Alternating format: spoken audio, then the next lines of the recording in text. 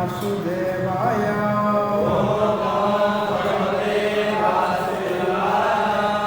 ओम नमो भगवते वासुदेवाय।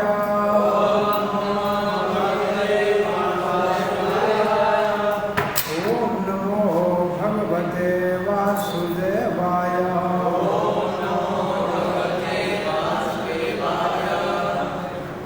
कृष्णाय वासुदेवाय देवकी नंदनाय नंदो कुमाराय गोविंदाय नमो नमः। जय श्री कृष्ण चैतन्य प्रभु नित्यानंद श्री अद्वैत गदाधर शिवासादि गौर भक्तवृंद। हरे कृष्णा कृष्णा कृष्णा हरे हरे राम राम हरे हरे। हरे कृष्णा। प्रिय श्री कृष्ण बलराम के भाग्यशाली भक्तों ब्रह्मचारी, भक्ति शास्त्र के अंतर्गत हम श्रीमद् भगवद गीता के 5वें अध्याय, जिसमें भगवान श्री कृष्ण भावना भावित होकर कर्म करने का वर्णन है, उसमें हम तीसरे विभाग में, जहाँ कर्ता कौन है इसका ज्ञान, इसके ऊपर कल चर्चा हुई थी। आप में से कोई एक व्यक्ति संक्षेप में ये समझाएगा कि कर्ता कौन है और कितने कर्ता है। कर्ता कौन है, कर्ता कितने हैं? कोई आप में से, कल हमने चर्चा की थी, कोई इसको यहाँ एक कुर्सी रख के बैठ के 2 मिनट में बता दो।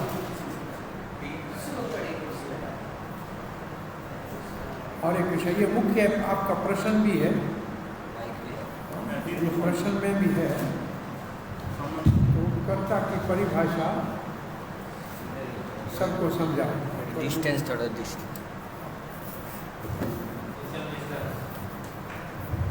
और क्या नाम? परमात्मा। परमात्मा।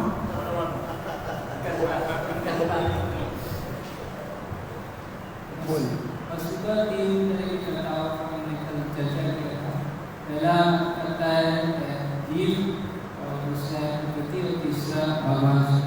तो जीव इच्छा करता है, उसको इच्छा करता है तो प्रकृति उपकरण देती है, और भगवान जो है उसको सैंक्शन करते हैं। इससे 3 कर्ता होते हैं। लेकिन देखा गया कि अगर इन तीनों में से किसी को भी कर्ता मानते हैं तो दोष उत्पन्न होता है। जैसे भगवान को कर्ता मानते हैं तो उनमें निष्ठुरता का दोष आएगा, और जीव को कुछ कर नहीं सकता है क्योंकि वो परतंत्र है और प्रकृति जड़ है। इसलिए बाद में हमने ये देखा कि वस्तुतः जो स्वभाव है जीव का, वो इच्छा से उत्पन्न होता है। जीव इच्छा करते करते तीनों गुणों के संदर्भ में आता है, उससे एक स्वभाव बनता है, और उसी स्वभाव के कारण उसके कर्म। तो कितने कर्ता हैं? 3 कर्ता है। 3 कर्ता है। कौन कौन से हैं, नाम बोलिए। जीव करता है, प्रकृति है, परमात्मा। तो प्रकृति क्या करती है? उपकरण देती है। उपकरण का मतलब काम करने का सामान, सामग्री देती है। प्रकृति उपकरण देती है। परमात्मा क्या करते हैं? अनुमति देते हैं। और जीव इच्छा करता है। तो जो इच्छा करता है उसी के ऊपर सारा दायित्व है। इच्छा करता है तो उसके ऊपर सब दायित्व है। प्रभुपाद एक सदा है, बहुत हमें सदा के लिए एक बात कहते थे, अनादिकाल से भगवान जीवों की इच्छा पूरी करते आए। तो ऐसा जब इच्छा की जीवों की बात आती है अनादिकाल से, तो कोई श्लोक एक याद आता है आपको? प्राय प्रभुपाद जी कहते हैं, कई जगह आपको भगवद गीता में मिलेगा।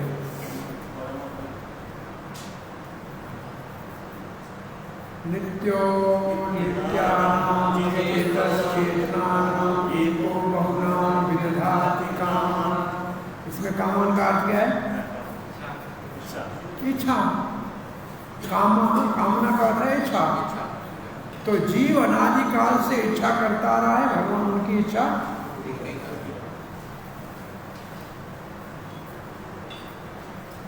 तो जीव इच्छा करता है।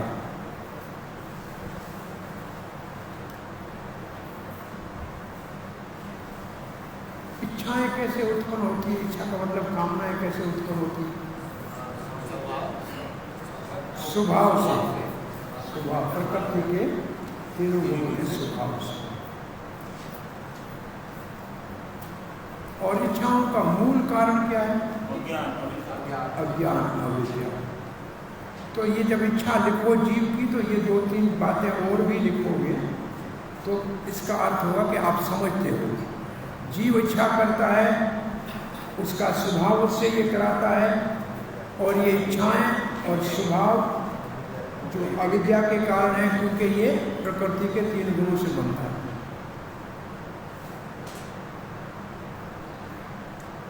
अब प्रश्न उठता है कि जीव अगर नहीं करता है, स्वभाव कराता है, तो क्या परमात्मा करता है क्या? ये प्रश्न उठता है। तो ये 15वां श्लोक हमने कल पढ़ा था। 15वें श्लोक में नादते कश्चित पापम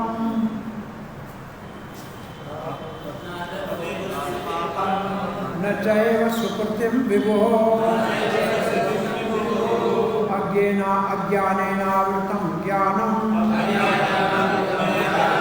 तेन मोह्यन्ति जन्तवः। नादते कश्चित पापम, किसी को भगवान पाप के लिए पाप नहीं कराता, नहीं किसी के पुण्य में भगवान का कुछ लेना देना है। परमात्मा पाप पुण्य, जीव के पाप पुण्य से परे है। भले जीव के शरीर में बैठा है, लेकिन पाप पुण्य परमात्मा का कुछ लेना देना नहीं है। तो कौन करता है, कैसे करता है? बोला जीव का ज्ञान अज्ञान से ढक गया है। जीव का ज्ञान अज्ञान से ढक गया है, और उससे ये विमोहित होकर केवल इंद्रिय तृप्ति के पशु कार्यों में लगा हुआ। इस श्लोक का भाव समझ में आया? अब बलदेव विद्याभूषण कहते हैं, शुद्ध जीव अगर नहीं करता है, कर्म नहीं करता है, जीव इच्छा करता है, कर्म नहीं करता है, तो फिर परमात्मा उसको जबरदस्ती पाप पुण्य कराता है क्या? क्योंकि श्रुति में भी लिखा है, भगवान जीवों को पुण्य कर्मों में लगाता है जिनको स्वर्ग में ले जाना है, और पाप कर्म में लगाना जिसको नरक में डालना है। ऐसे श्रुति ने लिखा है, प्रभुपाद ने लिखा है कौशिकी उपनिषद में। प्रभुपाद के तात्पर्य में है ये। तो क्या परमात्मा कराता है? और महाभारत में भी लिखा है, अज्ञानी जीव बिल्कुल निर्बल है, कोई उसकी अपनी शक्ति नहीं है कि सुख दुख उसके बस में नहीं है। भगवान उसको नरक या स्वर्ग में भेजता है। ये महाभारत में भी लिखा है। तो इसका अर्थ है कि जीव को क्या भगवान ऐसी स्थिति में डालते हैं? ये प्रश्न उठता है। तो ये श्लोक इसका उत्तर देता है नहीं, क्योंकि श्लोक ये 2 हैं कि जीव नहीं करता है तो परमात्मा कराता है, ऐसे लिखा है शास्त्र में। तो भगवान इस श्लोक में कहते हैं नहीं, क्यों? कि जो विभू है, जो महान है, प्रभुपाद का तात्पर्य विभू से शुरू होता है कि विभू महान को कहते हैं जो षड्गुण संपन्न है, और 6 गुण का नाम लिखा है वहाँ। हम पढ़ेंगे प्रभुपाद जी का तात्पर्य। जो विभू है उसके पास अनंत ज्ञान है, अनंत शक्तियां हैं और आनंदमय है। उसको किसी के दुख सुख से क्या लेना है? तो जीव को कैसे लगाता है सुख दुख में, स्वर्ग नरक में कैसे भेजता है? बोला जीव के अपने संस्कारों के आधार पर। संस्कार जो जीव का है, कैसे बनता है संस्कार? कर्मों से। कर्मों से बने हुए संस्कार जीव के अनादिकाल से, कब से शुरू हुए? बोला अनादिकाल से। भगवत गीता के 5 विषय में एक विषय क्या है? और कर्म है अनादिकाल से, लेकिन परंतु ये नित्य नहीं है, इसको बदला जा सकता है। तो जीव अनादिकाल से कर्म के संस्कारों से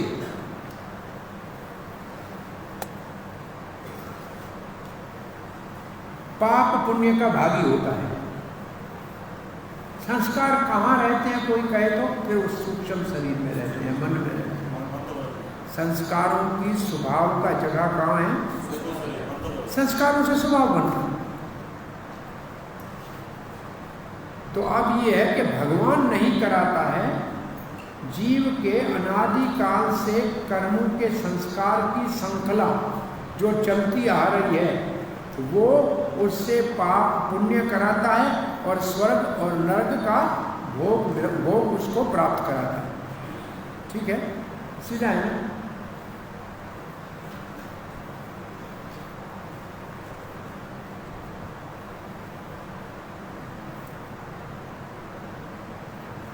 भगवान का इसका कुछ लेना देना नहीं है। एक श्लोक लिखा है, उसका प्रभुपाद जी ने भी भाव लिखा है तात्पर्य में, मैं पढ़ रहा हूँ, बलदेव विद्याभूषण का भाव। ये श्लोक है विष्णु पुराण में। उसका अर्थ है कि फूल की सुगंध निकट में बैठे हुए को आती है। फूल को हाथ लगाने की जरूरत नहीं है, फूल से कुछ लेना देना नहीं है। तो प्रश्न ये है कि भगवान को कैसे पता लगता है कि जीव का क्या कर्म है, क्या संस्कार है, कहाँ डालना है उसको, कौन सी जूनी में डालना है? बोलो पास में परमात्मा बैठा हुआ है, वो सूंघ लेता है। जैसे पुष्प को इधर पड़ा है खुशबू, पास से आदमी गुजर जाए तो उसकी खुशबू को सूंघ। क्या लिखा है? यथा सनिधि मात्रेण। सनिधि मात्रेण का मतलब निकटता, पास में कोई हो। गंध शोभाय जायते, पास में से कोई गुजर जाए तो उसका सुगंध भी आएगा और दुर्गंध भी आएगा, जैसा उसमें होगा वो आएगा, केवल पास से गुजरे।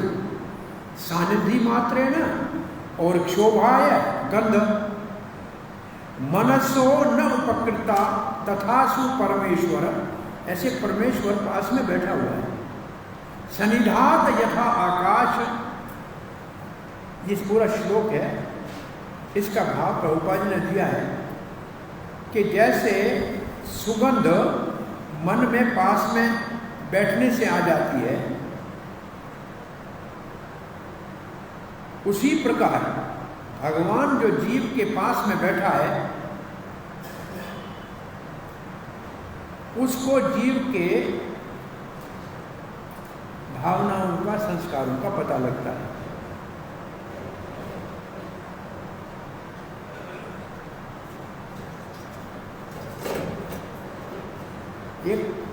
एक उदाहरण लिखा है कि आकाश और समय। पेड़ जो बनता है ना, एक तो ऊपर जगह होगी तब ऊपर जाएगा, तो आकाश चाहिए ना, खाली जगह चाहिए, और पेड़ के लिए समय चाहिए तब बड़ा होगा। जैसे पेड़ आकाश और समय के साथ बड़ा होता है, ऐसे जीव के संस्कार जो हैं वो वैसे भगवान ये सृष्टि करता है जिसमें जीवों के संस्कार होते हैं, उनको अलग अलग शरीर मिलता है, परंतु भगवान उससे परे होता है। भाई पेड़ से संस्कार, पेड़ से आकाश का कुछ लेना तो नहीं, समय का कुछ लेना नहीं, लेकिन आकाश होगा तब पेड़ बनेगा ना, जगह होगी तब पेड़ पे उगेगा ना, नहीं होगी तो कहाँ से उगेगा? आकाश का मतलब जगह है। तो ये श्लोक में बहुत बातें हैं, प्रभुपाद ने एक ही बात को लिया है। कौन सी बात को लिया है? सुगंध निकट में होने से आती है, ऐसे भगवान जीव के भाव को जाने।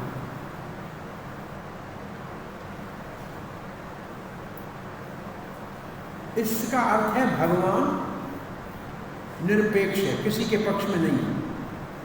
भगवान किसी के पक्ष में नहीं है, जिसका जैसा पाप पुण्य वैसा फल देते हैं।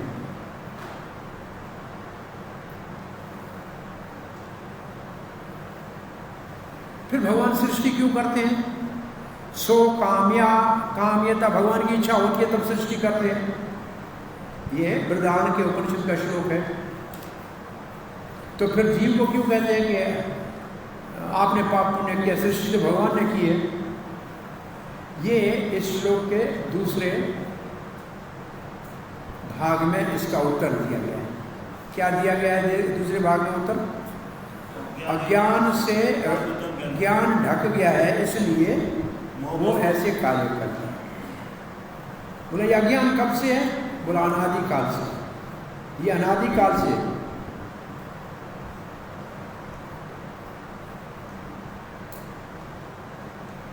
क्या लिखा है?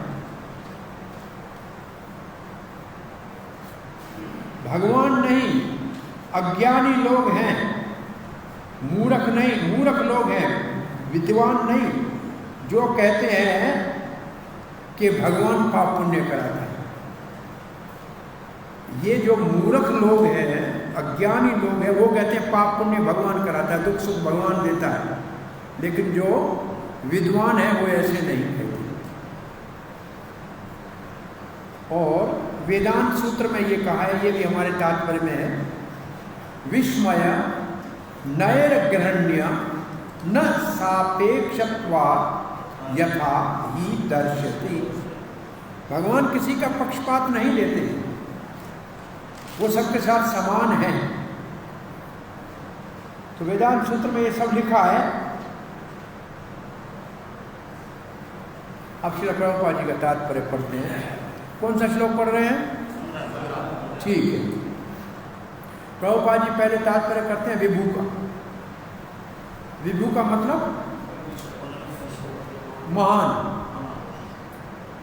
जिसके अंदर क्या है? अनंत ज्ञान है। छठ गुण, तो जो 6 गुण लिखे हुए हैं, जो भगवान के 6 गुण है वो लिखे हुए हैं। और ये लिखने के बाद प्रभुपाद जी विभू की परिभाषा में एक और बात लिख रहे हैं। वो क्या है? सदैव संतुष्ट है। भगवान सदैव संतुष्ट है। इसके लिए संस्कृत में शब्द क्या है? आत्माराम, आपत्काम। आत्माराम अपने आप में रमण करता है, आपत्काम है, कोई इच्छा नहीं है, आपत्काम आत्माराम। तो जब भगवान अपने आप में संतुष्ट है तो फिर वो जीव के पाप पुण्य से प्रभावित नहीं होता।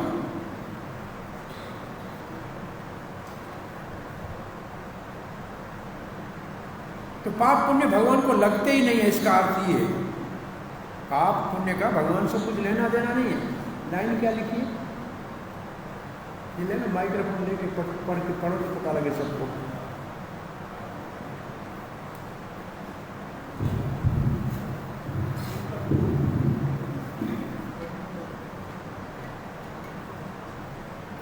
भगवान सर्वदा संतुष्ट है। क्या लिखा है? वह सदैव आत्मतृप्त और पाप गुण से अविचलित रहता है। पाप गुण से अविचलित रहता है। अविचलित रहते हैं। आवाज थोड़ा इको हो रहा है। भगवान सदा संतुष्ट है, पाप पुण्य से विचलित नहीं है। अब दूसरी लाइन है। अब क्या लिखना जा रहे हैं प्रभुपाद जी? प्रभुपाद जी लिखने जा रहे हैं कि किसी भी जीव के लिए भगवान ऐसी परिस्थिति नहीं बनाते हैं कि वो दुख भोगे या सुख भोगे। ये भगवान नहीं करते।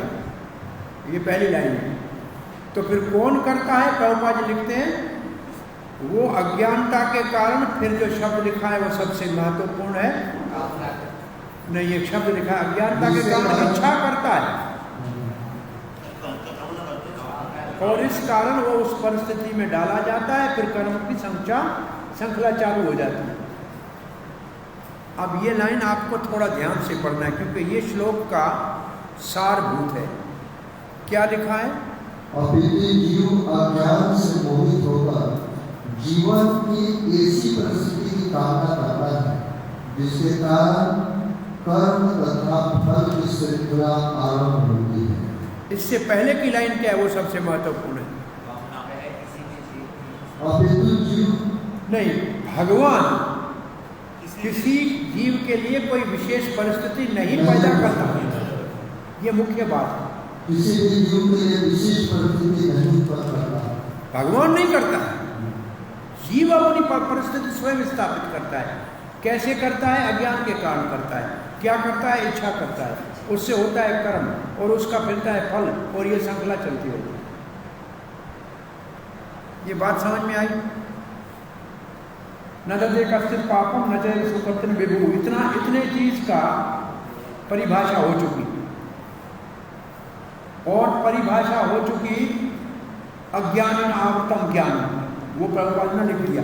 श्लोक के शब्द यहां तक आ गए ना। अब प्रभुपाद लिखते हैं,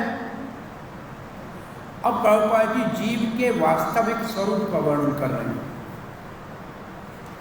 जीव पराशक्ति है और पूर्ण ज्ञान है उसके अंदर, ठीक है।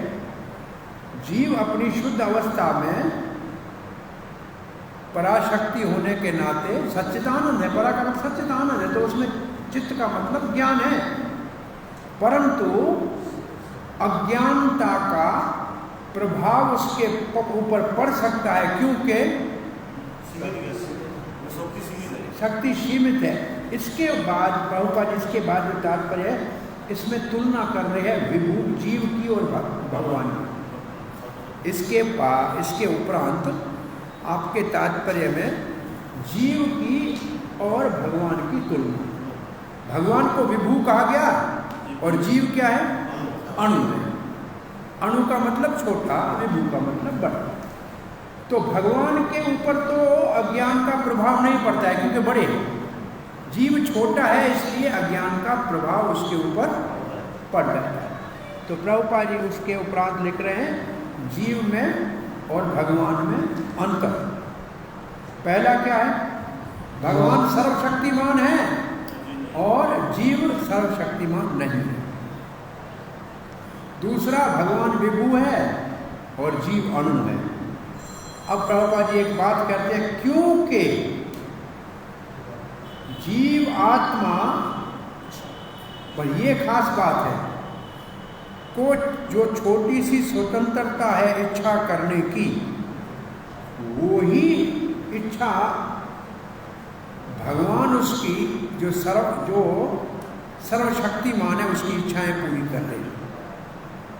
ये आप देखिए, पढ़िए ये इतनी लाइन पढ़िए। जीवात्मा में इच्छा करने की शक्ति है, किंतु ऐसी इच्छा की पूर्ति सर्वशक्तिमान श्री भगवान द्वारा ही की जाती है। एक शब्द है वो पता आपने पढ़ा नहीं, उसको थोड़ी स्वतंत्रता है इच्छा करने की, हिज फ्री विल है। जीवात्मा में इच्छा करने की शक्ति है, capacity to desire by his free will नहीं है। ये जो फ्री विल है, बाय हिज फ्री विल, ये सबसे महत्वपूर्ण है। इच्छा करने की शक्ति किसने दी? भगवान ने दी। क्या दिया? थोड़ी स्वतंत्रता दी। बोला स्वतंत्रता नहीं देगा तो प्रेम नहीं हो सकता। डंडा उठा के थोड़ी कहेंगे मुझसे प्रेम करो, तो स्वतंत्रता होनी चाहिए ना। जो जीव की स्वतंत्रता है उसके कारण उसको इच्छा करने की का सामर्थ्य है, और वो इच्छा करता है और भगवान उसकी इच्छा पूरी करते हैं, क्योंकि भगवान क्या है? सर्वशक्तिमान है। अब वही श्लोक पुनः एकदम याद आना चाहिए। कौन सा? नित्यो नित्यानाम चेतस चेतनानाम एको बहुनाम विदधाति कामान।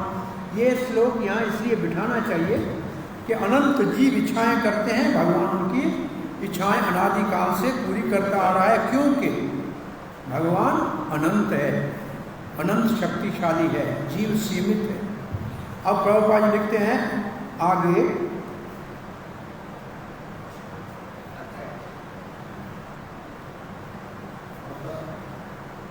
अतः जब जीव अपनी इच्छाओं से मोहग्रस्त हो जाता है तो श्री भगवान उसे अपनी इच्छा पूरी करने देते हैं। इच्छा पूरी करने देते हैं भगवान। इस ये क्या है? ये अनुमति। ये है अनुमति। भगवान उसकी इच्छा पूरी करने के लिए अनुमति देते हैं। ये है अनुमति की परिभाषा। और जब ये अनुमति की परिभाषा है तब आपको कहे कहाँ से बोल रहे हो भगवान, अनुमति कहाँ कैसे हो? तो शास्त्र का श्लोक 13वें अध्याय से पढ़ेंगे। परमात्मा का कार्य क्या है? अनुमंता, उपदृष्टा, भर्ता, भोक्ता, महेश्वर। अनुमंता वहाँ शब्द आपको लेके लिखना चाहिए, क्योंकि भगवान अनुमति देता है। ठीक है, अनुमति का बात समझ में आया कि श्लोक है ये, श्लोक बोलोगे तो आपकी बात प्रमाणिक होगी। और फिर लिखा है परंतु भगवान अनुमति देते हैं, परंतु उस जीव के कर्म के फल के दायित्व भगवान के ऊपर नहीं। वो जो इसने इच्छा की है वही उसका जिम्मेवार है, भगवान जिम्मेवार नहीं। ठीक है ना?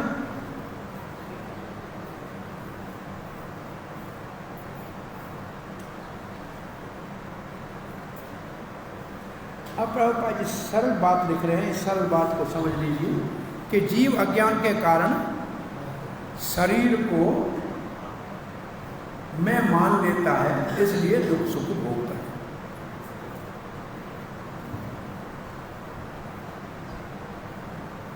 अब प्रभुपाद जी आगे बढ़ के हमको बता रहे हैं कि केवल जीव नहीं है शरीर में, परमात्मा भी जीव के साथ सदा ही रहते हैं। और ये है फूल वाली कथा।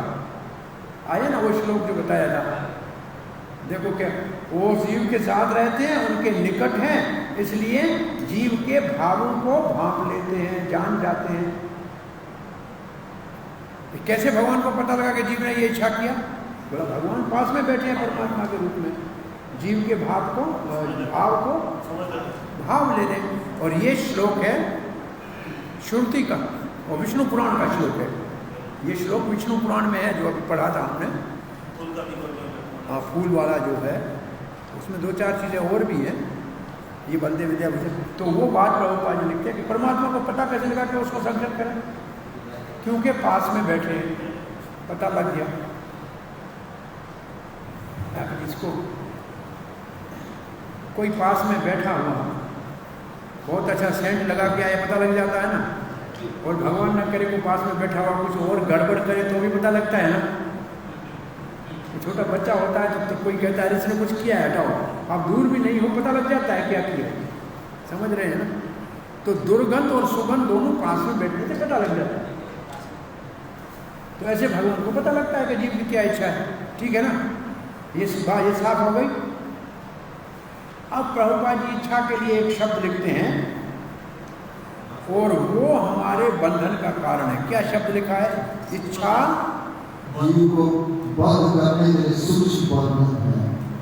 इच्छा जीव का सूक्ष्म बंधन है। इच्छा के कारण, इच्छा सूक्ष्म है जो जीव के बंधन का कारण है। बद्ध जीव क्यों है? क्योंकि इच्छा। तो क्या इच्छा को खत्म कर देनी चाहिए? प्रश्न उठता है। तो क्या इच्छा को खत्म करना ही चाहिए? इच्छा खत्म हो सकती है? नहीं। तो इच्छा को बदलना करना चाहिए। क्या इच्छा करनी चाहिए? इच्छा क्या करनी चाहिए? भगवान की सेवा प्राप्त करनी। तो इच्छा नहीं खत्म की जाती, इच्छा का विषय बदला जाएगा। इच्छा रहेगी। तो इच्छा सूक्ष्म जीव के बंधन का कारण है। सूक्ष्म रूप से इच्छा जीव के बंधन का कारण है। ठीक है ना? और इसी प्रकार सही इच्छा जीव के मुक्ति का कारण भी हो जाएगी, क्योंकि स्वतंत्रता तो है ना जीव को।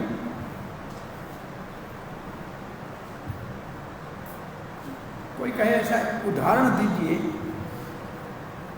कि भगवान पक्षपात नहीं करते हैं, जीव को इच्छा देते हैं, हर एक को अपनी इच्छा देते। वो कहते हैं आपको जो चाहिए वो मांग लो। हाँ, ये यथामाम प्रपद्यन्ते श्लोक हो गया। उदाहरण जो मतलब कोई एक इतिहास का उदाहरण दो। अर्जुन और दुर्योधन दोनों को भगवान ने कहा देखो मैं आपके सामने हूँ, ये सेना है, मैं हूँ, अब तो कोई जल चाहिए ले लो।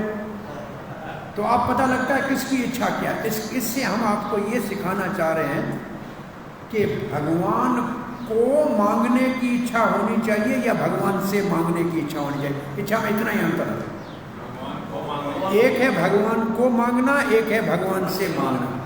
भगवान से तो सभी मांग रहे हैं, जो भगवान को मांगता है वो भला मानस है, वही भला है।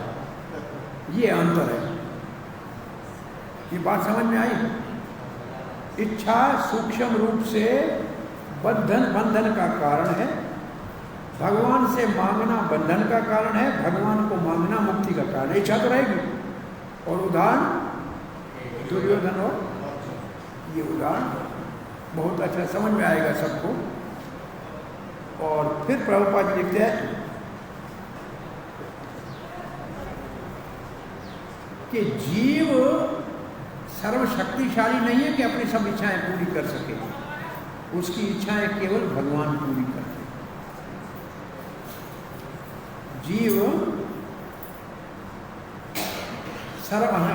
जीव क्या नहीं है? सर्वशक्तिमान नहीं है। इसलिए भगवान सर्वशक्तिमान होने के नाते उनकी सब इच्छाएं पूरी करते हैं।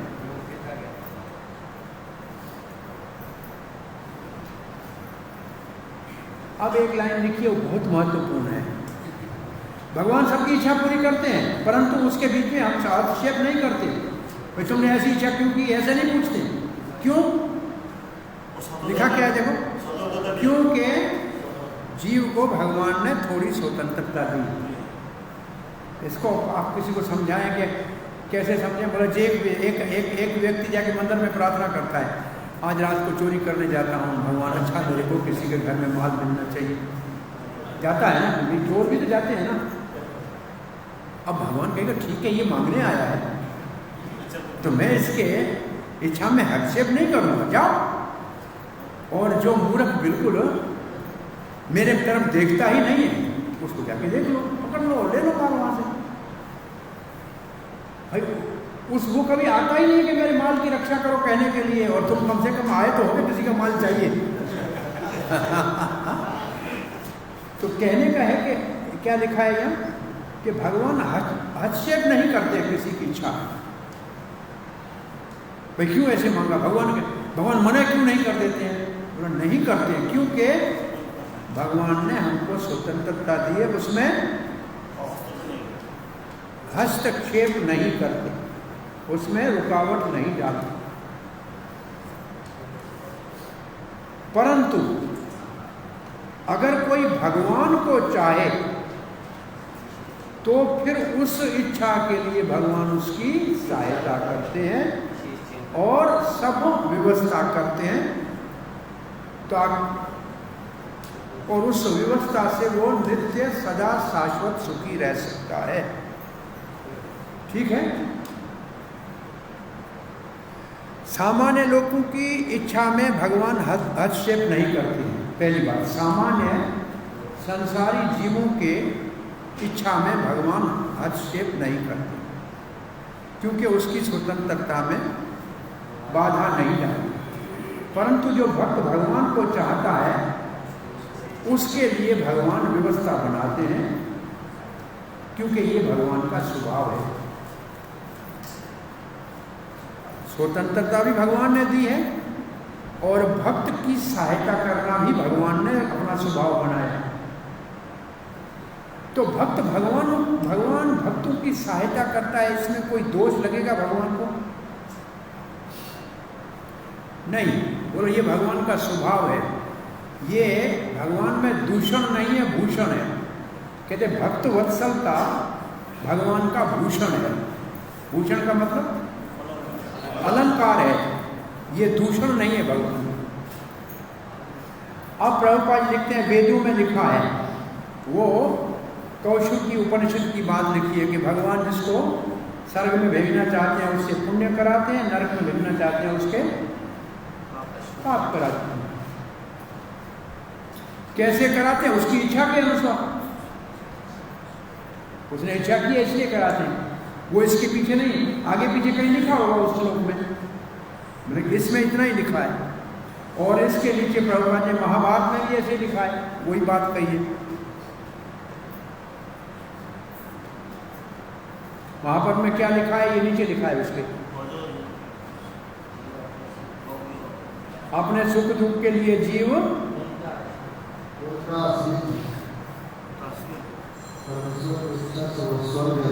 आश्रित है, स्वतंत्र नहीं है, आश्रित है सुख दुख के लिए। भगवान उसको नरक या स्वर्ग में भेज सकते हैं।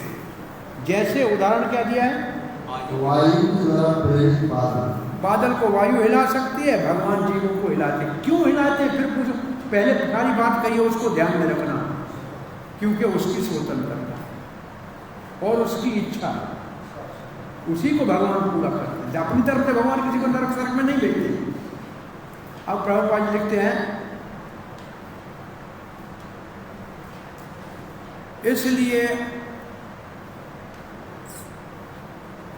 जीव बद्ध जीव कैसी अपनी इच्छाएं दिखाए, कैसी इच्छाएं बद्ध जीव की, कृष्ण भाव में उपेक्षा करने की अपनी अनादि प्रवृत्ति के कारण। नहीं, एक इच्छा, एक शब्द है, ये तो लिखा है कृष्ण भावना की उपेक्षा करता है, उससे दूर भागना चाहता है और इसलिए अपने आप को भ्रम में डालता है, वो ठीक है। इच्छा के लिए एक शब्द लिखा है, कैसे इच्छा है, इमेमोरियल इच्छा के लिए क्या शब्द लिखा है, फलस्वरूप स्वभावतः सच्चिदानंद स्वरूप होते हुए भी वह अपने अस्तित्व की लगता के कारण श्री भगवान के प्रति सेवा करने की अपनी स्वाभाविक स्थिति को भूल जाता है। वो तो नीचे वो अनादि है नहीं, यहाँ ये मेमोरियल है, वो टाइम, उसमें टाइम इमेमोरियल होता है। By his memorial desire to avoid, वो टाइम इमेमोरियल नहीं है, ये उसमें टाइम आगे लगता है, इसमें टाइम नहीं है, टाइम नहीं है ना अंग्रेजी में। मेमोरियल और इमेमोरियल का मतलब ये है असभ्य, कोई सभ्य और असभ्य, भाई कोई ये मेमोरियल काम किया मतलब ऐसा काम किया जिसका वो अच्छा माना जाएगा। ये इमेमोरियल काम है मतलब बेकार सा काम है, कोई इसको अच्छा नहीं। तो जीव अपनी असभ्य इच्छाएं, ऐसे समझना चाहिए, भोग की इच्छाएं, भगवान को पाने की इच्छाएं मेमोरियल हो गई और भगवान से दूर भागने की इच्छाएं इमेमोरियल हो गई। अब ऐसे समझ लो, क्योंकि प्रभुपाद इसके बाद ये लिखता है, जिसकी ऐसी भगवान से दूर भागने की दुर इच्छाएं हैं वो भ्रम में पड़ते हैं। ये इस लाइन का ये अर्थ ऐसे करें समझ में आता है कि नहीं? अब पढ़ो, मैं कह रहा हूँ, पहले मैं पढ़ा, पहला वो सुनो फिर पढ़ो, दोनों का अर्थ एक है कि नहीं? जो भगवान से दूर भागना चाहते हैं अपनी दुष्इच्छाओं के कारण, वो भ्रम में पड़ते हैं। अब पढ़ो जो लिखा है कृष्ण भगवान, नहीं, वो समझो, ये लाइन पहले समझो। इसलिए बद्ध जीव अपनी दुष्इच्छाओं से भगवान कृष्ण भावना से दूर भागता है, उसके निकट नहीं जाना चाहता है और उसके कारण वो अपने को मोह में डालता है। दिखा है ना? तो इच्छा के आगे एक शब्द होना चाहिए, वो नहीं है आपके पास। अनादिकाल लिखा के जान छुड़ा दिया ना, बहुत क्यों ये सब वैसे लिखा होता है, टाइम इसमें टाइम है ही नहीं। इसमें अनादि प्रवृत्ति लिखा, अनादिकाल नहीं, अनादि प्रवृत्ति। अनादि शब्द नहीं है इसमें, अनादि शब्द अंग्रेजी में है ही नहीं। इसमें हिज इमेमोरियल डिजायर, सिर्फ इतना ही लिखा है।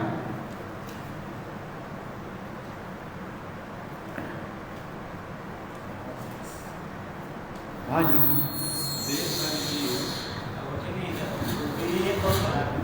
देहधारी जीव, इसलिए पहले इसलिए होना चाहिए, देहधारी जीव कृष्ण भावना की उपेक्षा करने की अपनी अनादि प्रवृत्ति के कारण अपने लिए मोह उत्पन्न करता है। ये इसका क्या क्या है कि अनादि शब्द है नहीं श्लोक में, प्रभुपाद के तात्पर्य में अनादि शब्द नहीं है अंग्रेजी में। इमेमोरियल इच्छाएं लिखी है सिर्फ, तो उसको लिख सकते हैं दुष्प्रवृत्ति की इच्छाएं। भाई जो भगवान से दूर जाएगी उसकी तो उसको अच्छा तो कोई नहीं कहेगा ना। अब पहले दो शब्द समझे, मेमोरियल और इमेमोरियल।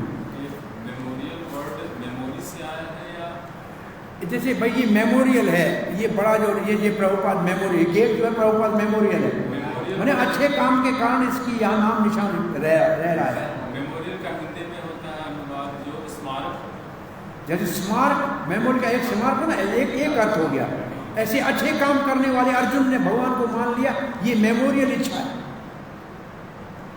स्मरणीय, हाँ मेमोरेबल, स्मरणीय, स्मरणीय समझ लीजिए, ऐसी जो अच्छी है, जिसको अच्छा समझा जाता है, स्मरण करने योग्य। हाँ जो स्मरण, और जो स्मरण को नहीं, दुष्ट जो है, दुष्ट इच्छाएं अच्छी और बुरी इच्छाएं ऐसे समझे सामान्य भाषा में। भाई जो भगवान से दूर जाएगा उनकी इच्छा कैसी होगी? तुष्टि होगी। तो ये अनादि मतलब ये प्रवृत्ति, इसको प्रभुपाद के भाव को समझना है। हिंदी में लिखा है ठीक है, इसको पढ़ जाएंगे समझ में नहीं आएगा। तो मोह में पड़ने का जीव के कारण क्या है? उसकी कैसी इच्छाएं?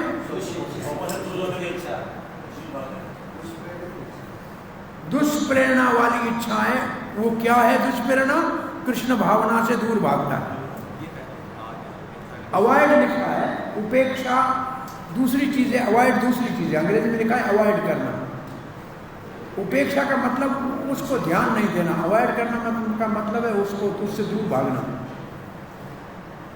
भाई एक व्यक्ति कहता है मुझे इसके अच्छा नहीं लगता है, वो तो ठीक है। एक कहता है कि मुझे जाना ही नहीं है, मैं आता हूं लेकिन अच्छा नहीं लगता है, ये उपेक्षा हो गई।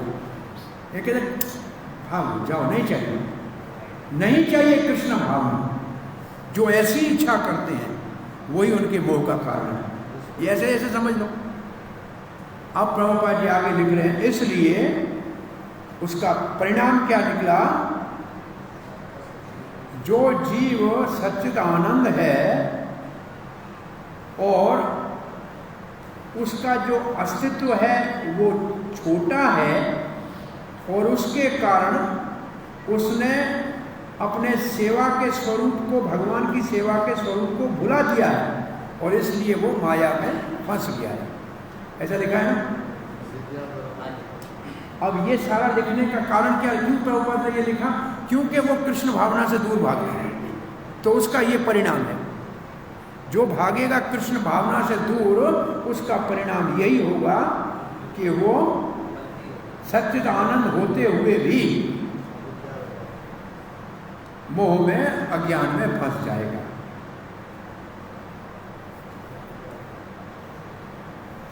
और ऐसा अज्ञानी जीव ही कहता है कि भगवान हमारे बंधन का कारण है, दुख सुख का कारण है। ऐसा अज्ञानी जीव भगवान को अपने दुख सुख का कारण मानता है। और इसका प्रमाण प्रभुपाद जी ने वेदांत सूत्र में लिखा है। नहीं, भगवान किसी से पक्षपात नहीं करते हैं, ये श्लोक लिखा है। ठीक है, विस्मय निर्गरणीय वाला श्लोक लिखा है। तो ये श्लोक हमने 15वां पढ़ा, उसमें क्या खास बात आपको समझ में आई?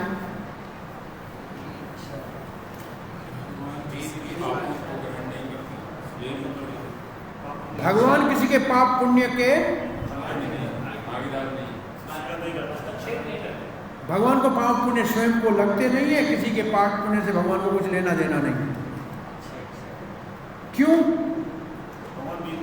भगवान विभू है, क्योंकि भगवान विभू है, उसको किसी की जरूरत नहीं है, वो अपने आप में परिपूर्ण। पहली बात तो यही है। तो फिर दुख सुख जीव को कौन देता है? वो कौन नरक सर्क में भेजता है? कौन पाप पुण्य कराता है? जीव का ज्ञान अज्ञान से ढक गया है। तो अज्ञान क्या है जीव का? इच्छा करना। कौन सी इच्छा करना? कृष्ण भावना से दूर भागने की इच्छा करना। कृष्ण भावना से दूर क्यों भागते हैं? क्योंकि उसकी इच्छा भोग की होती है, वो इमेमोरियल है। भोग की इच्छा इमेमोरियल है, कृष्ण पाने की इच्छा मेमोरियल है। और जब वो ऐसे करेगा तो फिर माया में बंध जाएगा और अपने पाप पुण्य का स्वयं जिम्मेवार होगा। तो भगवान जीव को ऐसी इच्छा करने क्यों देते हैं? क्योंकि उसको थोड़ी स्वतंत्रता भगवान ने दी है, इसलिए जीव की इच्छा में भगवान हस्तक्षेप नहीं करते। हरे कृष्णा। तो ये श्लोक का सारांश समझ में भगवान नहीं है। अब इसका इस श्रृंखला का अंतिम श्लोक पढ़ रहे हैं, जिसमें ये बताया जाएगा कि ये ज्ञान दूर कैसे हो, और ज्ञान दूर हो जाए तो क्या हो जाएगा। ज्ञानेन तु तदज्ञानम् येषां नासितम् आत्मनः तेषाम् आदित्यवच ज्ञानम् प्रकाशति तत्परम्। शब्दों का अर्थ ये ज्ञानेन तु, अगर यदि उसको ज्ञान प्राप्त हो जाए, तद अज्ञानम, तो फिर उसका अज्ञानम ये शाम नाशनम, उस ज्ञान से नाश हो जाएगा। किसका अज्ञान, किसका ज्ञान, किसका? तो उसके लिए शब्द क्या लिखा है? आत्मनः। आत्मनः का मतलब जीव का। ठीक है, तो पहले टाइम का अर्थ तो बहुत सरल है ना। जीव का अज्ञान ज्ञान से खत्म हो जाएगा। अब चौथे अध्याय में आपको याद आना चाहिए कि ज्ञान कैसे मिलता है और ज्ञान का क्या लाभ है। जो ताजा पढ़ा है ना आपको, ज्ञान कैसे मिलेगा? तद विधि प्रणिपातेन, ज्ञान मिलेगा गुरु से। ज्ञान मिलेगा गुरु से, ठीक है, प्रमाण इसके। और गुरु से जो ज्ञान मिलेगा उसका लाभ क्या है? इसके बाद 2 श्लोक है ज्ञान के लाभ के। सारे पाप नाश हो जाएंगे, अग्नि जैसे सबको, ये सब जो 2-3 श्लोक है ना, ये है ज्ञान प्राप्त करने की प्रणाली। ठीक है, अज्ञान ना। अब क्या लिखा है? तेषाम। अब पहले ये शाम और तेषाम, ये है बहुवचन। बहुवचन समझते हैं? एक वचन, द्विवचन, बहुवचन संस्कृत में, ये बहुवचन है दोनों। इसका मतलब है कि जीव अनंत है।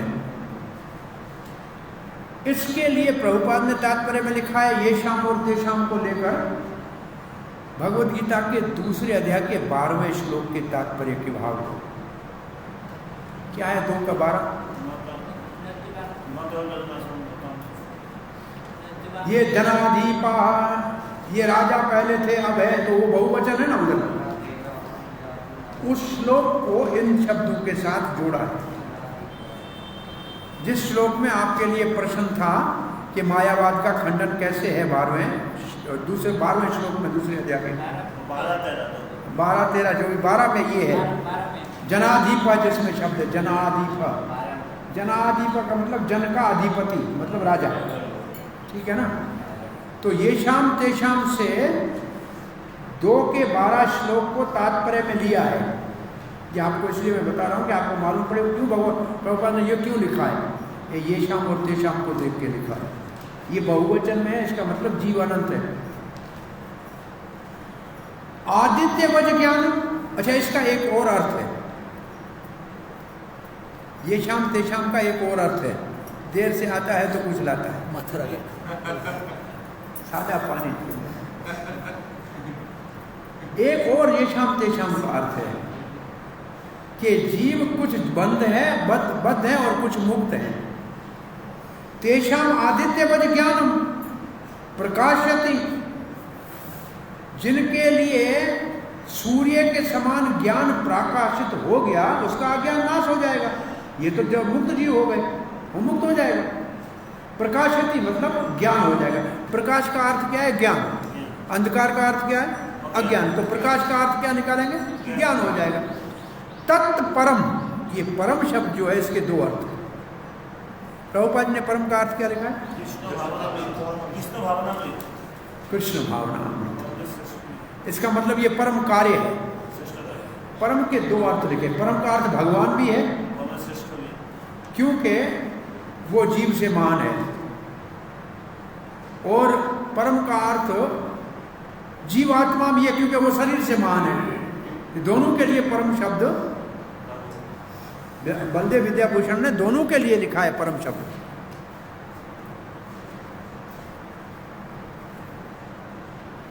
तो अब इस श्लोक का अनुवाद ये हुआ, जब जीव का अज्ञान ज्ञान से नाश हो जाएगा, वो ज्ञान सूर्य के समान किसको प्रकाशित करेगा? दो चीजों को प्रकाशित करेगा। अब ये उदाहरण आपको पहले एक बार दिया था, याद है? सूरज निकलता है सुबह सवेरे, तो सूरज को देखते हैं, अपने आप को देखते हैं और दुनिया को देखते हैं। तो अगर ज्ञान से अज्ञान चला गया जैसे सूर्य के समान, तो किसको देखेंगे? नहीं, एक अपने आप को और जो वो सूर्य को, तो इस सूर्य की जगह पे भगवान को देखेंगे और अपने आप को देखेंगे। तो भगवान को भी देखेंगे और अपने आप को भी देखेंगे, फिर पूरे जगत को देखेंगे। उसका नाम है जगत को देखेंगे, वो है जगत।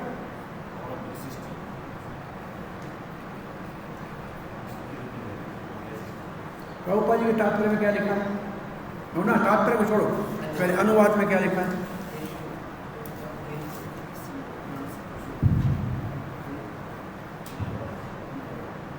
किंतु जब कोई उस ज्ञान से प्रवृत्त होता है जिससे अविद्या का नाश होता है, तो उसके ज्ञान से सब कुछ उसी तरह प्रकट हो जाता है जैसे दिन में सूर्य से सारी उसमें प्रकाशित हो जाता है। यहाँ तक ठीक है। वो क्या प्रकाशित होता है प्रभुपाद जी तात्पर्य में लिखेंगे। तो बलदेव विद्याभूषण और चक्रवर्ती पाद दोनों ने लिखा है कि आत्मा और भगवान दोनों का दर्शन हो जाए।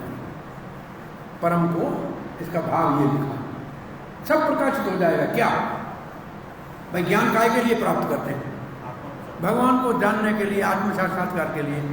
इसलिए बलदेव विद्याभूषण कहते हैं जो आत्म साक्षात्कार कर लेते हैं वो मोहित नहीं होते।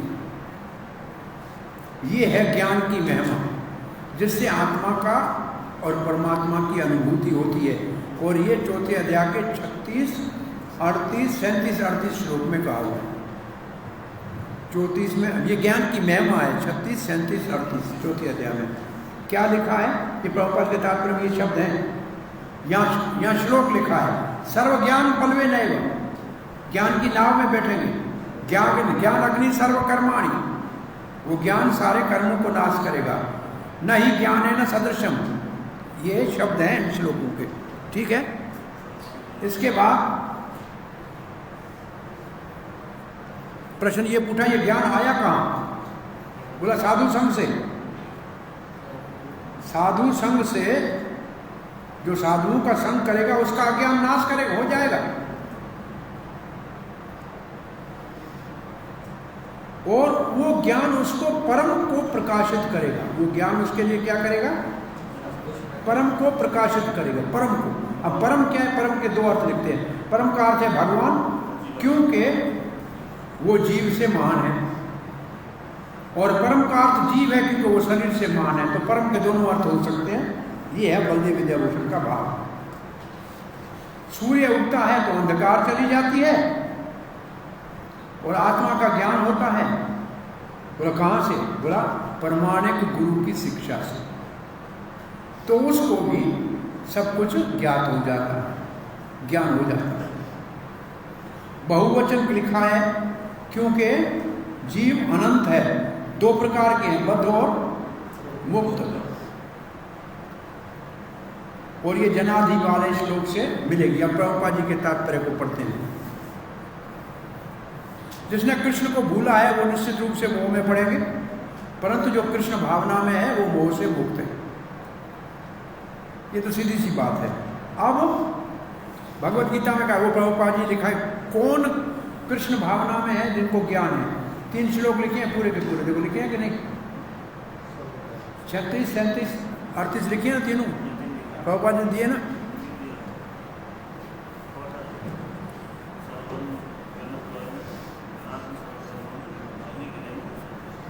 अब लिखा है ये ज्ञान कहाँ से आएगा? प्रभुपाद जी लिखते हैं ये जो ज्ञान की इतनी महिमा ये कहाँ से आएगा?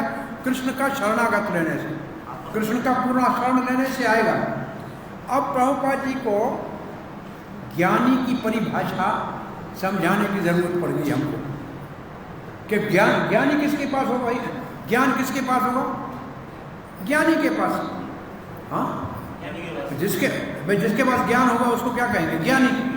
तो ज्ञानी की अब एक श्लोक में, भगवत गीता में एक श्लोक में ज्ञान योग की परिभाषा है। इस श्लोक में, कौन से श्लोक में? 7:19 में। 7:19 में ज्ञान योग की परिभाषा एक श्लोक में है भगवत गीता में। क्या श्लोक क्या है? पढ़ो।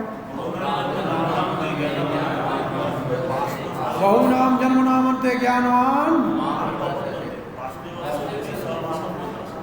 एक श्लोक में कर्म योग का भगवत गीता में कहाँ समझाया हुआ है?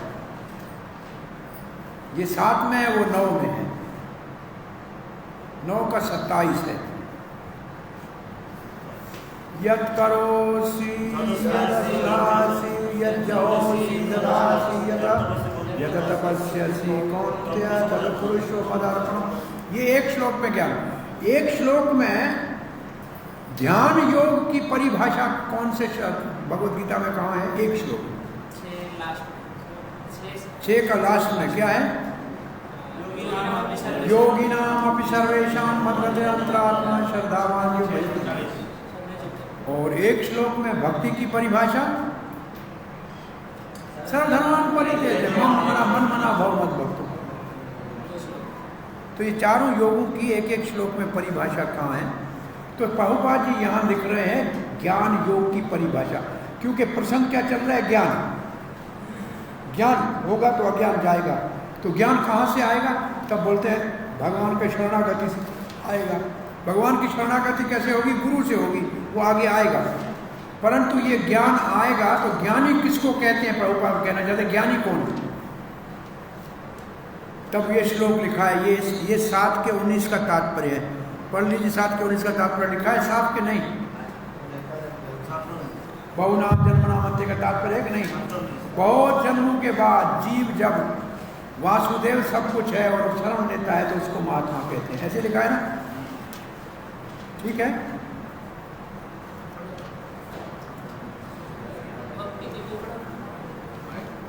अब प्रभुपाद जी ये इसका तात्पर्य ऐसा ही है, उसमें कुछ नहीं है। ये तो आपको पहली बात पढ़ा हुआ है। तो प्रभुपाद जी क्योंकि ये ज्ञान का प्रसंग है इसलिए ज्ञान योग के श्लोक को यहाँ लिखा है। अब प्रभुपाद जी लिखना चाहते हैं ये लोग मोह में पड़ते क्यों हैं? पानी लाया तो नहीं कोई? एक गिलास पर रखा कि हमारा आ रहा है, बैठिए आएगा। आ रहा है कि आरो आ रहा है?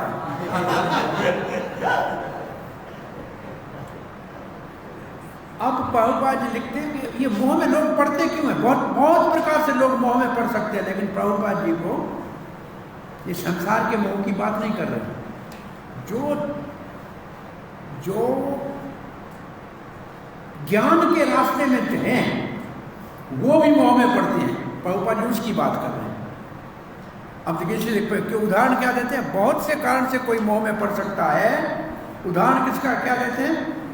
कोई मूर्ख अपने आप को भगवान ईश्वर मानने की मूर्खता करता है। प्रभुपाद को खंडन इसका करना था। मोह में कैसे पड़ता है? उसके तो बहुत से कारण हैं। घर परिवार ये सब मोह है, दुकान मकान मोह है, धन मोह है, उसको प्रभुपाद नहीं पूछ रहे। प्रभुपाद वो बात कर रहे हैं कि जो ज्ञान के लिए घर से निकला है और वो मोह में कैसे पड़ा, अपने आप को भगवान मान के मूर्ख अपने आप को मोह में डाल दिया। ये लिखा है ना? और ये माया का अंतिम जाल है। क्या लिखा है?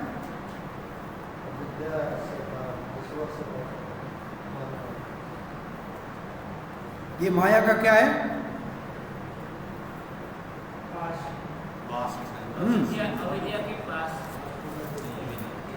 अविद्या का पास है या जाल है? बात तो एक ही है नहीं? पास कहो या जाल कहो।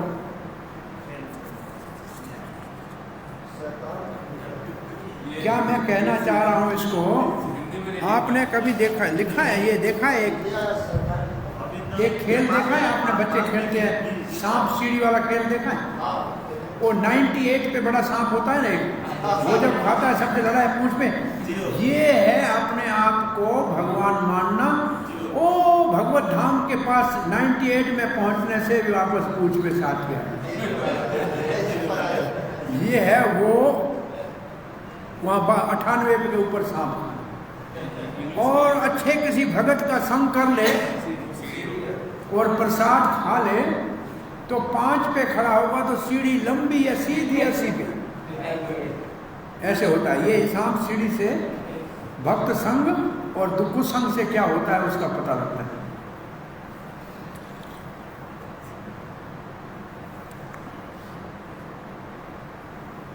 अब प्रभुपाद जी इसका खंडन कर रहे हैं, ऐसे मूर्खों की बात का खंडन कैसे कर रहे हैं?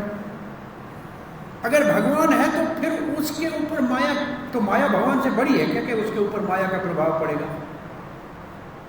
अगर माया, इसका अर्थ ये हो कि माया भगवान से बड़ी है।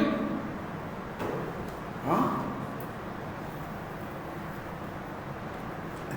बच्चे थे हम, तो ब्राह्मण के घर में जन्म हुआ, तो पुराने कट्टरवादी थे, बोला तुमने इस अछूत को हाथ लगाया है, तुम स्नान करो। तो मैंने उसको कहा मैं ब्राह्मण बोला हूँ, तो मैंने मैं ब्राह्मण हूँ तो मैं इसको हाथ लगाऊँ तो ये पवित्र होना चाहिए कि इसके हाथ लगाने से मैं कहाँ पवित्र हो जाना चाहिए, बताइए मुझे। तो मैं ब्राह्मण नहीं हूँ तब इसको हाथ लगाने से अपवित्र होकर स्नान करूँ ना। मैं तो इसको हाथ लगाया तो इसको ब्राह्मण बनना चाहिए ना, तो उल्टा क्यों नहीं होता है? नहीं, प्रभुपाद ने इतने सारे लोगों को पाश्चात्य देश में हाथ लगाया, ब्राह्मण हुए, तो ये तो ब्राह्मण तो इसको कहते हैं, नाम का ब्राह्मण है। तुमने हाथ लगाया, छू लिया, आके किसी को अछूत को जाओ स्नान करो, तो इसका मतलब वो मुझसे ज्यादा शक्तिशाली हुआ कि नहीं हुआ?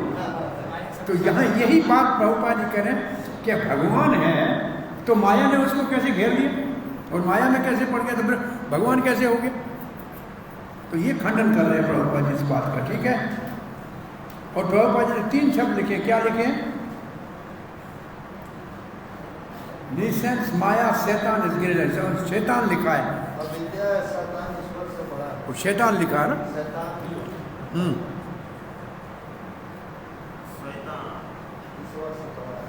अब प्रभुपाद जी कहते हैं वास्तविक ज्ञान लेना है तो जो पूर्ण रूप से कृष्ण भावना भावित है उसके पास जाओ। और फिर लिखा है ऐसे प्रमाणिक गुरु के पास जाओ और कृष्ण भावना को उसके निर्देश में शिक्षा ग्रहण करो। ऐसी कृष्ण भावना आपके माया मोह अज्ञान को ऐसे भगाएगा जैसे सूर्य अंधकार को भगाता है। जब ये आप कहें तब कोई श्लोक आपको बोलने की जरूरत पड़े तो कौन सा बोलेंगे? कृष्ण है सूर्य समान, माया है अंधकार। ये श्लोक कहने से आपकी बात प्रमाणिक हो जाएगा, ठीक है। कोई इतना बड़े ज्ञानी हो कि मैं शरीर नहीं हूं, मैं आत्मा हूं, परंतु फिर कहीं फंस जाता है। कहां फंस जाता है? ज्ञानी ये जान लिया मैं शरीर नहीं हूं, मैं आत्मा हूं, लेकिन फिर गलती क्या करेगा? आत्मा और परमात्मा में उसको पता नहीं है, दोनों एक ऐसे कर देगा। इतना ऊपर उठ के आया, शरीर को छोड़ दिया, परंतु मैं आत्मा कहते कहते अरे आत्मा परमात्मा, आत्मा सो परमात्मा, आत्मा सो परमात्मा, मतलब ऐसे कहने लगेगा। प्रभुपाद कहते ये भी गलती है।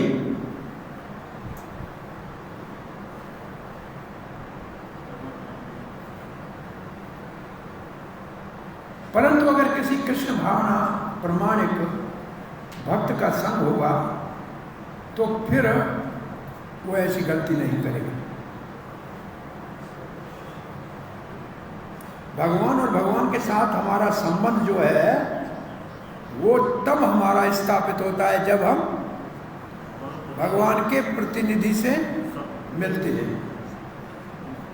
हाँ, वो भक्ति सामर सिंधु में क्या लिखा है? जब तक दीक्षा नहीं तब तक आपकी सेवा भगवान के साथ नहीं, आपकी सेवा भगवान को नहीं मिलती।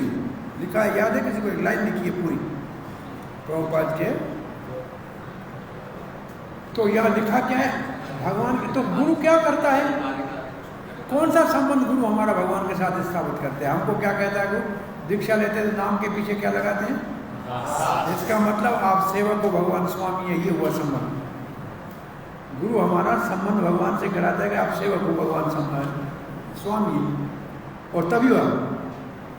और फिर प्रभुपाद सावधान करते हैं कि भले भगवान का प्रतिनिधि आपको भगवान के संबंध स्थापित कराए, परंतु उसमें एक मूर्खता नहीं होनी चाहिए। वो कौन सी? क्या लिखा है देखो, क्या पढ़िए, किताब नहीं लाएगा? परंतु अगर उसने कहा कि मैं भगवान हूं, ईश्वर का प्रतिनिधि कभी भी अपने आप को ईश्वर नहीं कहता, अपने आप को कभी भगवान नहीं कहेगा, पहली बात तो ये। परंतु उसको भगवान के समान दिया जाता है। और ये जब कहें तब क्या कहें, कौन सा श्लोक कहेंगे? साक्षात् हरित्वेन समशास्त्र युक्त भावे सति। फिर क्या लिखा है इसके बाद? किंतु। किंतु का क्या अर्थ है? किंतु का मतलब परंतु हो गया। इसका मतलब ये ठीक नहीं है।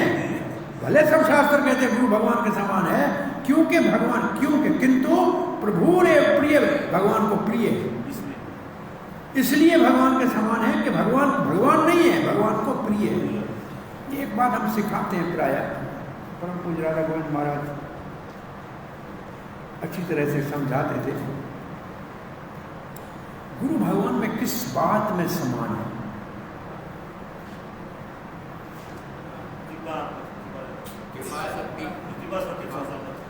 क्या लिखा है प्रभुपाद जी के नाम के ऊपर हिंदी में किताब में? कृष्ण कृपा मूर्ति। गुरु कृष्ण के समान है कृपा करने, और उस कृष्ण से भी महान है कृपा करने में। परंतु गुरु कृष्ण के समान रासलीला करने के लिए नहीं, सृष्टि नहीं करता है, परंतु कृपा करने में समान है। और समान नहीं, महान है। भगवान इतनी कृपा नहीं करता है जितनी भगवान का भक्त कृपा करता है। ये मुख्य बात है। अब प्रभुपाद जी लिखते हैं, हमको भगवान और जीव में जो अंतर है उसको समझना चाहिए। और प्रभुपाद देखो 2:12 की बात लाए, ये बहुवचन के कारण 2:12 की बात लाए कि सारे व्यक्ति हैं, व्यक्ति रहेंगे, इनका अस्तित्व अलग अलग रहेगा। पहले व्यक्ति थे, अब व्यक्ति है, भविष्य में व्यक्ति रहेंगे। अब एक दिया है आपके लिए उदाहरण, बरसात आकाश से पड़े, बरसात जब पड़ती है तो कितनी हरियाली होती है, सब अलग अलग प्रकार के घास होते हैं, जिसका जैसा बीज होगा वैसे उग जाता है। बरसात हुई और सब बीज अपने आप उग गए। ऐसा लिखने का मतलब है जीव अनंत है, उसके कर्म अनंत है, जैसा कर्म है ऐसी चूड़ी हो जाएगी। भाई रात को बरसात पड़ती है तो जो घास उगता है अलग अलग कैसे उगता है? भाई जो बीज होगा धरती में पहले से वही उगेगा ना। तो जीव का जो कर्म पहले होगा वो जब सृष्टि होगी वैसे उगेगा। तो रहेंगे फिर भी अलग अलग। भाई सब तो रात को बरसात है, सब घास एक जैसा क्यों नहीं होता? अलग अलग क्यों होता है? क्योंकि सब व्यक्ति है, सबका बीज अलग है। जैसे सब घास का बीज अलग है, ऐसे सब प्राणियों का अंतःकरण अलग है। अंतःकरण मतलब सूक्ष्म शरीर अलग है, भावनाएं अलग है, इसलिए अलग अलग क्यों नहीं मिलती। अब प्रभुपाद जी एक लाइन लिख रहे हैं, ये ध्यान से पढ़ के देखिए, हिंदी में अगर सही है तो हिंदी की ट्रांसलेशन सही है।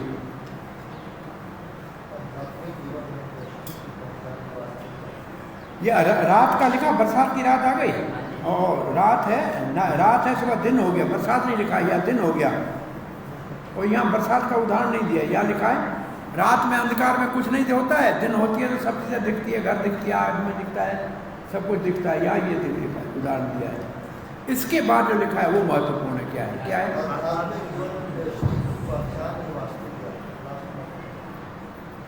इसके बाद एक लाइन है,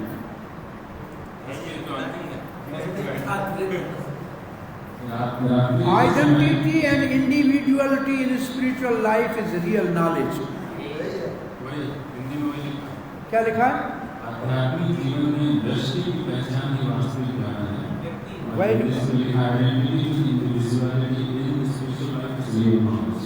वैष्टि, एक वैष्टि लिखा है, उसका मतलब एक वैष्टि और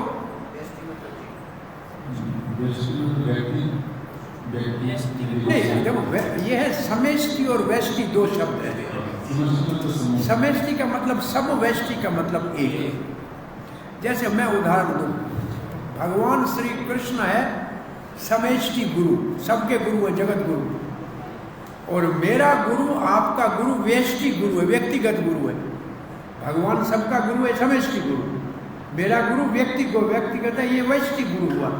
तो ऐसे एक तो व्यष्टि मतलब व्यक्ति, और दूसरा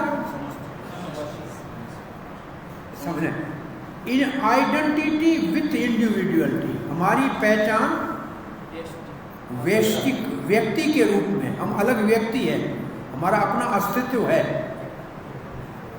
हम इसका भाव ये है कि हम निराकार नहीं है। इसका अर्थ है कि व्यष्टि व्यक्ति। आध्यात्मिकता में प्रभुपाद जी का 12 का कहकर ये कहना, और यहाँ यशा और येषाम और तेषाम कहना, इसका अर्थ है कि आध्यात्मिकता का वास्तविक ज्ञान वो है जिसमें व्यक्ति का अस्तित्व रहता है, वो कभी अपने अस्तित्व को खोता नहीं है, खत्म नहीं हो जाता है। जैसा शरीर कैसा भी मिले उसका व्यक्तित्व रहेगा, आध्यात्मिक व्यक्तित्व रहेगा। इसका मतलब जीवात्मा का अपना एक स्वरूप है, वो निराकार नहीं है, इसका अर्थ ही है। ठीक है, अब हम 17 से 25 तक, 17 से 26 तक चौथा विभाग है कि मुक्ति के लिए परमात्मा को जानना पड़ेगा। मुक्ति तब होगी जब परमात्मा को जाने, अथवा परमात्मा के ऊपर हमारा विचार केंद्रित करेंगे तभी मुक्ति होगी। ये है 17 से 26 तक का विभाग। इसका अर्थ है कि इसके अब परमात्मा का वर्णन आ रहा है, क्योंकि मुक्ति कैसे होगी? सिर्फ आत्मा को जान से नहीं हो सकती है, शरीर से आत्मा अलग मुक्ति नहीं हो सकती, परमात्मा को जानना जरूरी है। तो ये श्लोक में पढ़ना जा रहा हूं पहले 17। तद्बुद्ध्यस्तदात्मान तन्निष्ठा तत्परायणाः गच्छन्त्य पुनरावर्तम् ज्ञान निर्धुत कल्मषाः। इसमें जितने तत् शब्द हैं, तद हो या तत् हो या तन हो, ये चारों है ना, इसका अर्थ है परमात्मा, इसका अर्थ है भगवान। तत्त पदार्थ त्वम पदार्थ, ये ज्ञानियों का लक्षण। तत्त का मतलब वो भगवान, त्वम का मतलब तुम जीव। तो ये तत्व, जो चारों तत्व किसके लिए हैं? परमात्मा के लिए है, भगवान के। तत्वबुद्ध्यास मतलब बुद्धि उसमें लगे, परमात्मा में लगे।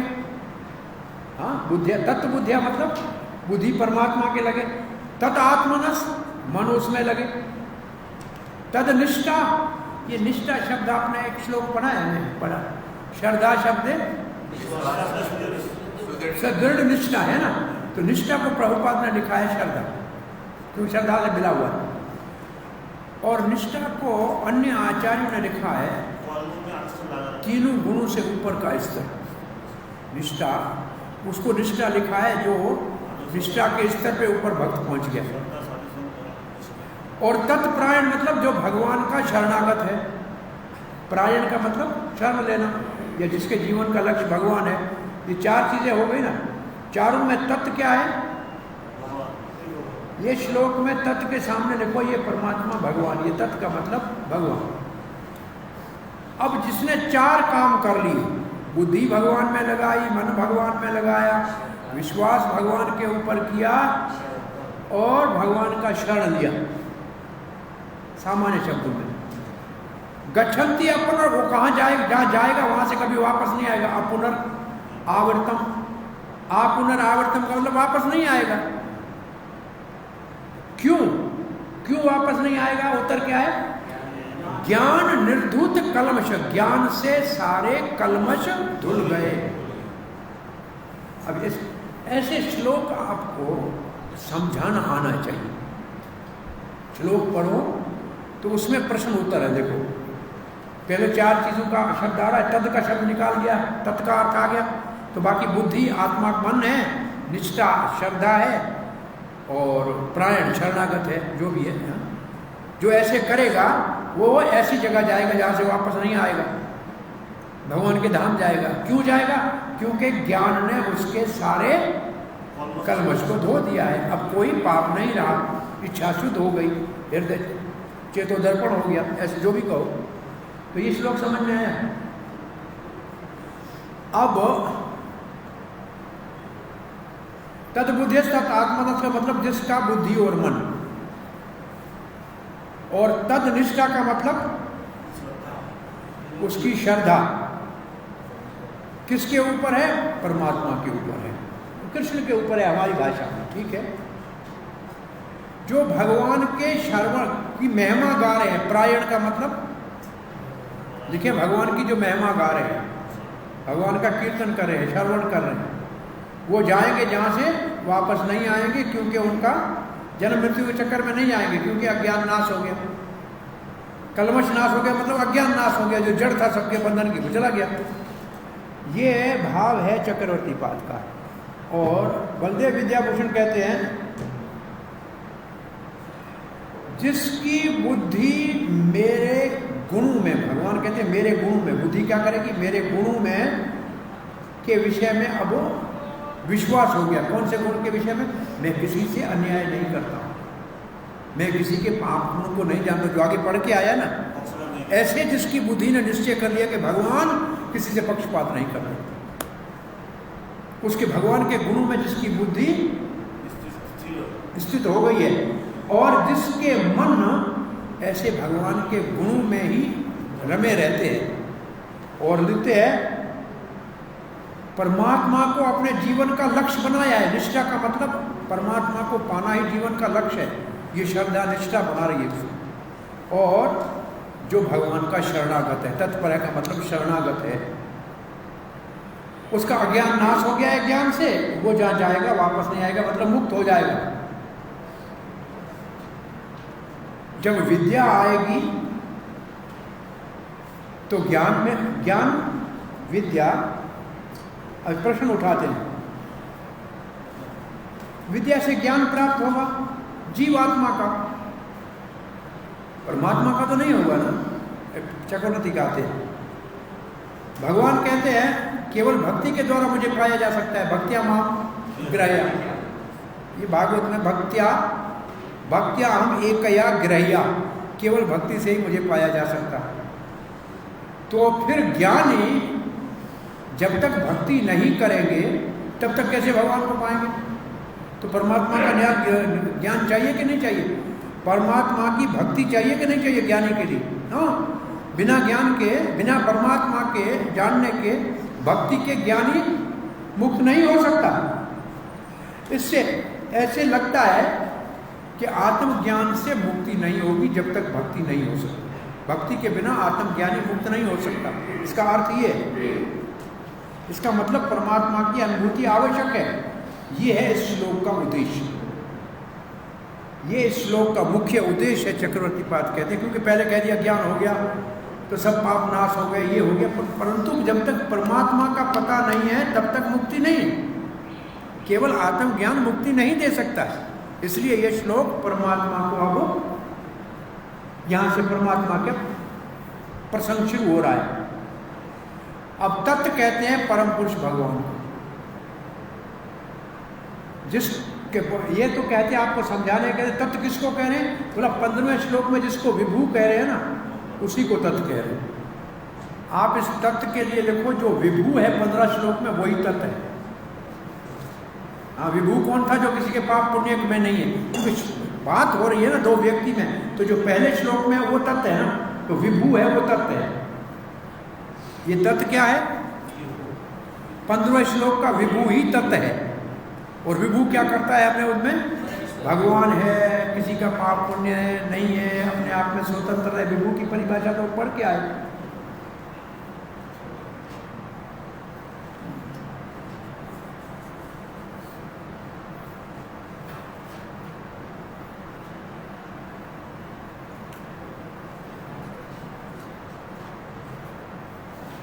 एक बहुत अच्छी बात लिखी है कि आगे लिखा है कि भक्ति से ही मुझे प्राप्त हो सकता है। ये 18 अध्याय के 55 श्लोक में है, भक्तिया मामला विजानंती। एक बात चक्रवर्ती बात बड़ी अच्छी लिख रहे हैं कि ज्ञानी को, भागवत में लिखा है 11वें स्कंद में, ज्ञानी को भगवान को अगर पाना है तो ज्ञान को छोड़ना पड़ेगा। ये भागवत का श्लोक है। क्या लिखा है इस श्लोक में? इस श्लोक में लिखा है ज्ञानम च मयि सन्न्यस्येत 11:19-1। मेरा विषय में जो ज्ञान है उसका भी संन्यास करोगे तब मुझे पाओगे। तो ज्ञान सतोगुण का है, उसको छोड़ना पड़ेगा क्योंकि भक्ति तीनों गुणों से परे है, तो ज्ञान को भी छोड़ना पड़ता है। अब हम बलदेव विद्याभूषण की बात को प्रभुपाद जी के कथा पे आते सीधे। प्रभुपाद जी तत्व की परिभाषा के लिए सारा तात्पर्य लिखा है। पहले जो तद शब्द है ना, विभु है ना, उसकी परिभाषा प्रभुपाद जी लिख रहे हैं हमारे लिए। भगवान श्री कृष्ण परम दिव्य सत्य है। ये किसके लिए लिखा है, क्यों लिखा है? कोई पूछे आपसे कि आप पढ़ाने आ रहे हो, ऊपर कहीं कृष्ण का नाम नहीं है, ये क्यों लिखा है आप लोग के गुरु जी ने? तो क्या कहोगे? तत् शब्द की परिभाषा है, ठीक है ना। अब प्रभुपाद जी कहते हैं सारी भगवत गीता का केंद्र है भगवान श्री कृष्ण परम पुरुष भगवान है। इसी की घोषणा की गई है सारी गीता में। लिखा है, क्या लिखा है? सारी गीता इसी घोषणा पर केंद्रित है कि कृष्ण ही भगवान है। सारी गीता का केंद्र बिंदु है कि श्री कृष्ण ही परम पुरुष भगवान है। अब ये तत्व की परिभाषा चल रही है। और प्रभुपाद जी केवल भगवत गीता नहीं, फिर प्रभुपाद जी कहते हैं और भी जितना वैदिक साहित्य है उसका भी यही अभिमत है। अब पर तत्व क्या है? अब प्रभुपाद जी इतना कह के फिर पर तत्व की बात कर रहे हैं। पर तत्व क्या है? परम सत्य क्या है? भगवान को ब्रह्म परमात्मा और भगवान के विषय में जानना, परंतु भगवान इसमें परिपूर्णता है। हाँ, भगवान इसमें परिपूर्ण है, दो वो अधूरे हैं। और प्रभुपाद जी फिर तत्व के लिए भगवान सब कुछ है, ब्रह्म और परमात्मा से ऊपर है, उसके लिए भगवद गीता का श्लोक कौन सा दे रहे हैं? मत पर्तनम न किंचिद अस्ति धनंजय मयि सर्वविदम प्रोता सूत्रे मणिगणा इव। ठीक है, सूत्र का क्या अर्थ है? मणिगणा इव। जैसे सूत्र धागा नहीं दिखता है, मणि दिखते हैं, ऐसे भगवान नहीं दिखता है, दुनिया दिखती है, लेकिन दुनिया सारी भगवान पे टिकी हुई है। अब प्रभुपाद जी भागवत गीता से लिखते हैं कि जिसको ब्रह्म मानते हैं ज्ञानी, वो भी भगवान श्री कृष्ण के ऊपर स्थित है। ब्रह्मणो ही प्रतिष्ठा हम। ठीक है। अब प्रभुपाद जी तत्व शब्द को क्या हमारे को क्या हमारे विचार में, हमारे बुद्धि में क्या डालना चाहते हैं? तत्व परम भगवान श्री कृष्ण है। अभी तक जो लिखा है ना, ये सिर्फ एक बात प्रभुपाद ने हमको सिखाई है कि जो तत्व शब्द इस श्लोक में वो श्री कृष्ण है। ठीक है। अब बाकी शब्दों को, जो शेष शब्दों को अभी समझा रहे हैं कि मन, बुद्धि, श्रद्धा और शरण, ये 4 शब्दों का अर्थ है। बुद्धि, आत्मा, निष्ठा और प्रायण, इन 4 शब्दों का अर्थ सीधा यहाँ आ रहा है कि नहीं है? ऐसे का इस श्लोक से ये सब कृष्ण के ऊपर होना चाहिए। दूसरे शब्दों में कृष्ण भावना निश्चित रूप से, निस्संदेह सारे कलमश को धो के साफ कर और दिव्यता की सब चीजों को पूर्ण रूप से प्रकाशित कर देगी। तो ये किसका अर्थ लिखा है श्लोक में? ज्ञान निर्धुत कलमश। ठीक है। अब कृष्ण भावना भावित व्यक्ति एक बात को समझता है। क्या समझता है? अच्छी तरह से समझता है। कृष्ण में क्या है? द्वैत है। ओए राम राम, झगड़ा करेंगे लोग, द्वैत है। हाँ है, द्वैत है। क्या है द्वैत? वो एक व्यक्ति भी है और साइमल्टेनियस आइडेंटिटी एंड इंडिविजुअलिटी।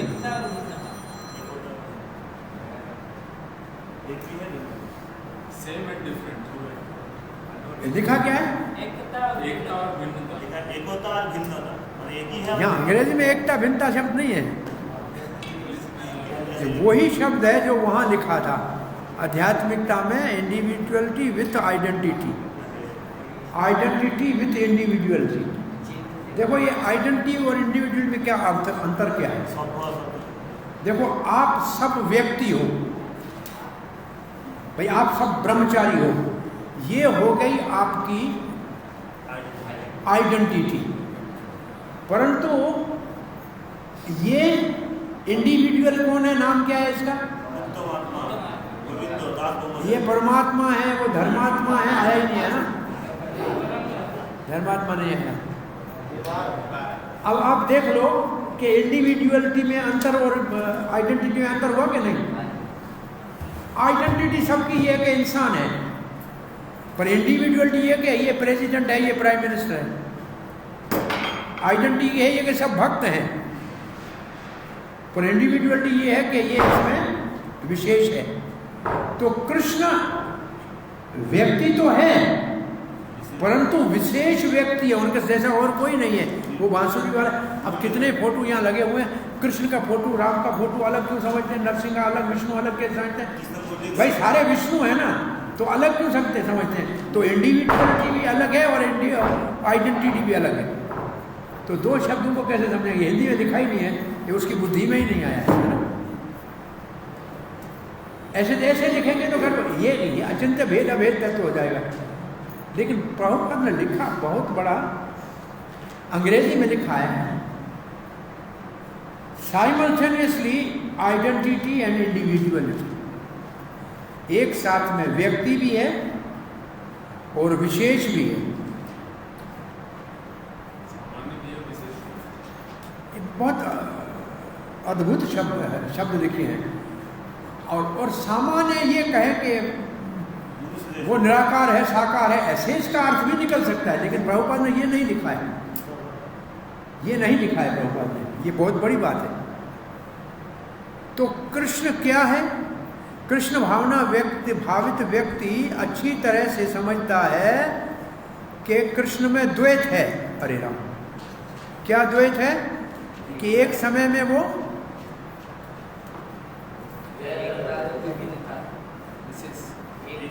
सामान्य मानुष भी है, विशेष भी है, सर्वशक्तिमान भी है। वो विष्णु तत्व भी है, परंतु उससे भिन्न श्री कृष्ण स्वयं श्याम सुंदर भी है, क्योंकि उसी को विष्णु भी कहते हैं, उसी से तो निकले हैं।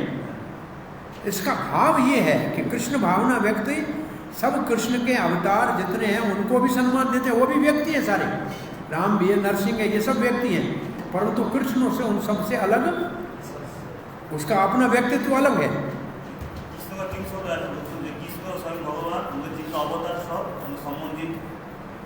तो ये शब्द अंग्रेजी में लिखा है, इसका हिंदी में अनुवाद नहीं हुआ। यहाँ हमारा ये श्लोक पूरा होता है, टाइम भी पूरा होता है। 18वां श्लोक तो आप लोगों ने कई बार सुना होगा। विद्या विन्यास संपन्ने ब्रह्मणि गति हस्तने सुनिचय स्वपाके पंडिता समदर्शन। ये है समदर्शी पंडित, जिसने विद्या का मतलब जिसकी अज्ञान चला गया, तो विद्या से विनय का क्या अर्थ? निम्रता आई, विद्या से आई निम्रता, उसमें विद्या हो अभी नम्रता से संपन्न है।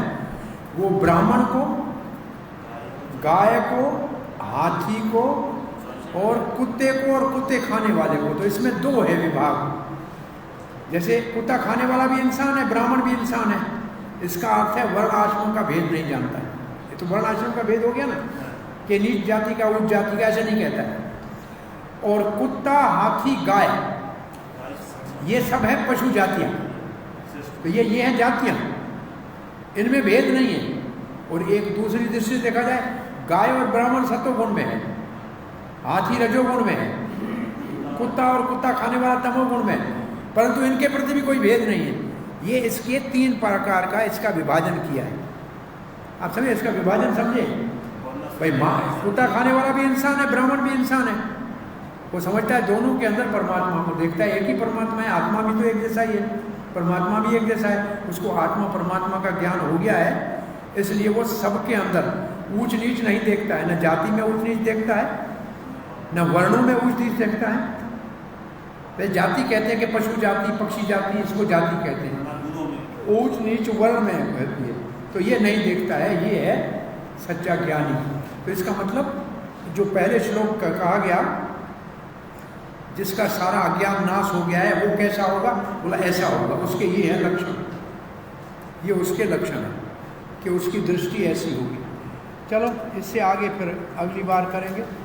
हमें समय ज़्यादा लगता है, लेकिन ठीक है, इसके बाद इसके लक्षण आएंगे। क्या प्रश्न है?